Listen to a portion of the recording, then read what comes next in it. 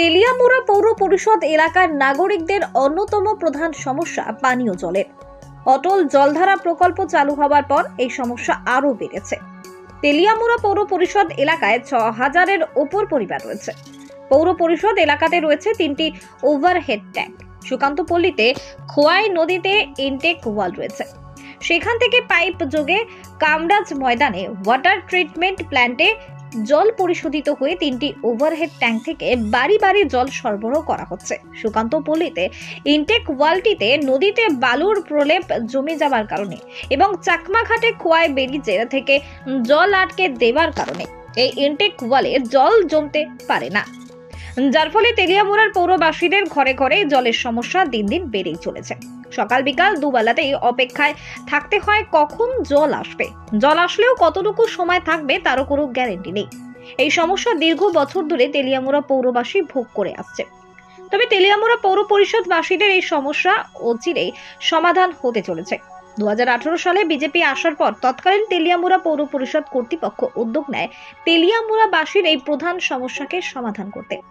পরিকল্পনা গ্রহণ করা হয় চাকমাঘাট ব্যারেজের গেটের অপর পাশে যেদিকে জল জমা রয়েছে সেখানে একটি ইনটেক ওয়াল তৈরি করে ট্রিটমেন্ট প্ল্যান্টে জল আনার।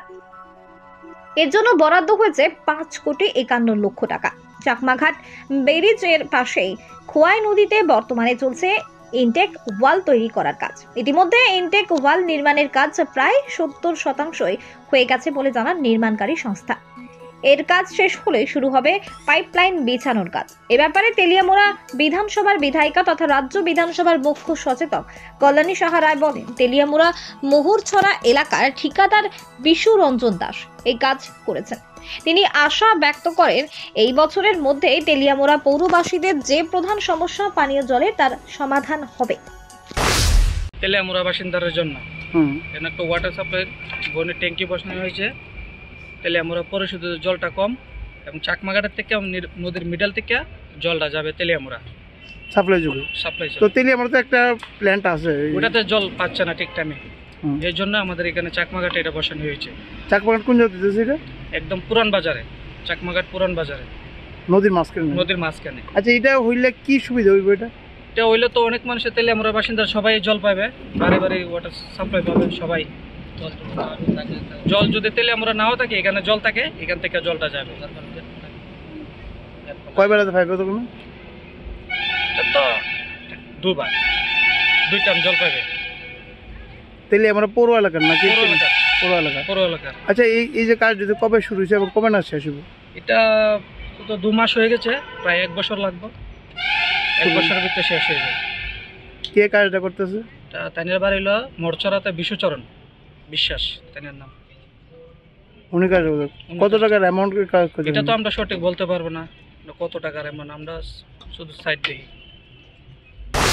জানেন, বর্তমানে চাকমাঘাটে ব্যারেজের কাছে খোয়াই নদীর উপর তেলিয়ামুড়া পৌর পরিষদকে নিরবচ্ছিন্নভাবে জল দেওয়ার জন্য একটা ওয়াটার ইনটেক প্ল্যান্ট তৈরি করা হচ্ছে এবং ওয়াটার ইনটেক প্ল্যান্টটি জলের নিচে থেকে উপরে অলরেডি উঠে গেছে এবং আমাদের এর জন্য রাজ্য সরকার 5,51,00,000 টাকা বরাদ্দ করেছে।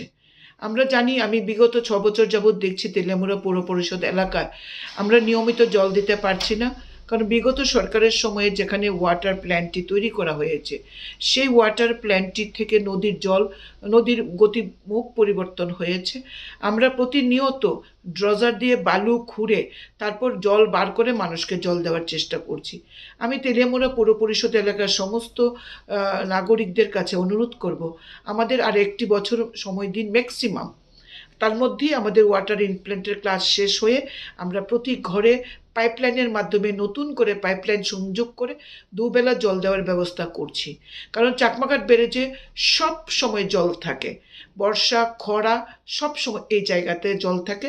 এজন্য আমরা নিয়মিত জল দেওয়াকে গ্যারান্টি আমরা দিতে পারছি। বর্তমানে যে অসুবিধা হচ্ছে সেটা সাময়িক, আমাদেরকে আরেকটু সময় দিন। আপনাদের চাহিদা আমরা পূরণ করব। আমাদের সরকার সেই বিষয়ে অত্যন্ত আমাদের সচেতন এবং সচেষ্ট আপনাদেরকে কিভাবে সেই জলের পরিষেবাটা দেবে জল জীবন মিশনের মাধ্যমে। আচ্ছা, এটা কত কোটি টাকার কাজ এবং ঠিকাদারের 5,51,00,000 টাকা অর্থ বরাদ্দ হয়েছে। ঠিকাদার আমাদের তেলিয়ামুড়া মোহরছড়ার উনি কাজ করছেন, ওনার নাম বিশ্বচরণ বাবু, উনি করছেন কাজ। এর আগে 5টা কল হয়েছে, কোনো কন্ট্রাক্টর সেটাতে বিটে অংশগ্রহণ করেননি, কিন্তু বিশ্বচরণ বাবু সেই বিটে অংশগ্রহণ করে তিনি পেয়েছেন কাজটা এবং তিনি খুব দ্রুততার সঙ্গে এই কাজটি করছেন। তেলিয়ামুড়ার প্রতিনিধি রিপোর্ট লঙ্কাই টিভি।